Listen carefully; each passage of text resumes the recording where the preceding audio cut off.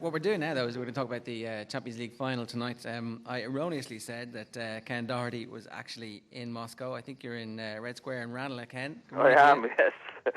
Well, hopefully it'll be Red Square tonight, and not Blue Square, you know. Tell us, are you confident heading into this game? I don't think anybody could be confident. I think United, certainly the momentum is with United, but it's going to be a very, very tough game. We saw, how well Chelsea played at Stamford Bridge, but certainly after United pipping them to win the Premiership, the confidence is going to be with United. But I think it's going to be a very, very close game. I don't think there's going to be more than a goal in it, but there's going to be fantastic rivalries all over the pitch.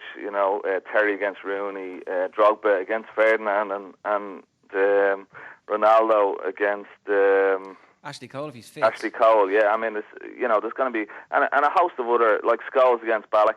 There's a lot of great players on the pitch, and hopefully it's going to be an open game and a great spectacle.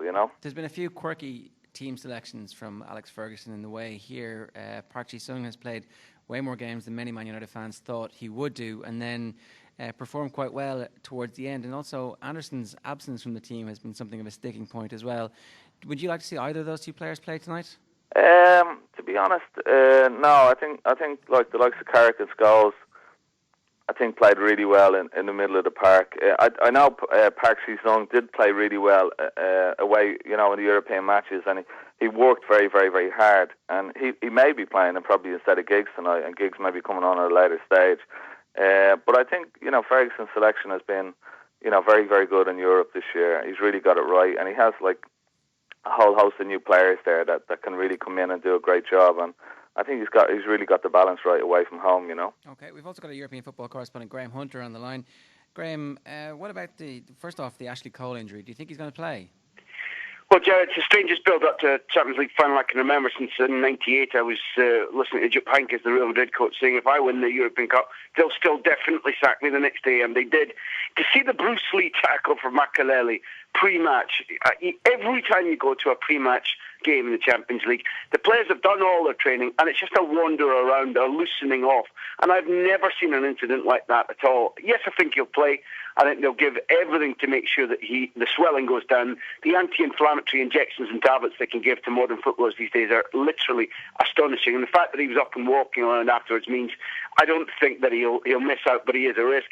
But if you add to the strange atmosphere, Ger, Alex Ferguson, who, I've been watching his football teams for nearly 30 years now. He complains about the weather, the time, the referee, the colour of his own team's shirts.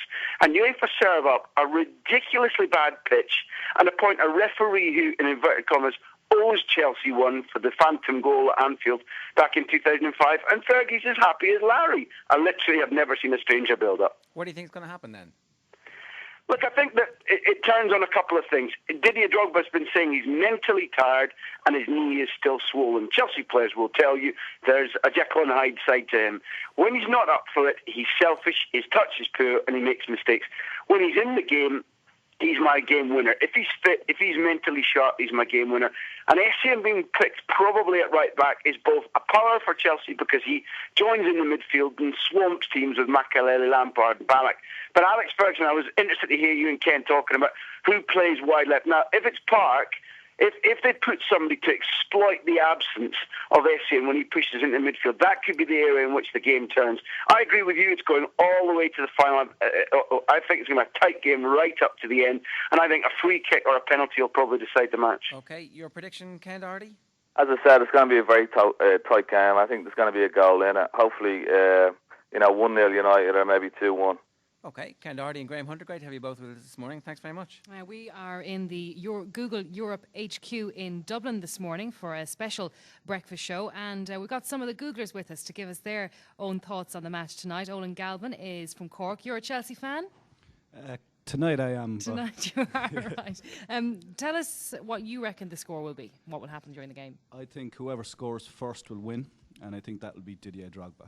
Okay, and with you we've got Aidan O'Curry from Dublin, and you're a very strange species altogether because you're a Leeds fan, but you actually want Man United to win tonight. Indeed, yeah. Leaving rivalries aside for tonight.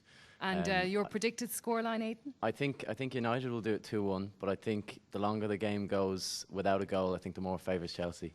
Right. Can I ask a question here? I thought you guys had to work too hard to be able to watch football. That's why there's so many plasma screens around, I think. And what are the plans going to be for tonight then? Because we were asking people what they're going to do for the match, whether you're going out or staying in. What are you going to do? I'm still undecided because I like to watch big games at home so that I don't miss anything. But tonight I might make an exception. That's the problem, Aidan, isn't it? When you go out to watch a game, that you kind of miss stuff because of everything else happening in the pub or wherever you might be. Yeah, it's good. It's good to hear the commentary as well at home, you know. But for atmosphere, you can't beat going out. Right. Okay, guys. Thanks very much indeed, Olin and Aidan there, predicting wins for Man United and Chelsea, which obviously can't happen. Clare, Ireland's entry was brutal, worst thing ever. Dustin recorded. You need a new record. Producer Dustin says Deco, who's on a north side Dublin bus. And I think it was a good idea having Dustin, says one of our other listeners, to do the Eurovision. Keep thinking like that. All they needed was a good song. Also, his dancers kept blocking him from view, so it was the large dancers' fault. It wasn't just the shopping trolley, though, was it? I mean, the first time I heard the song, it was absolutely brutal.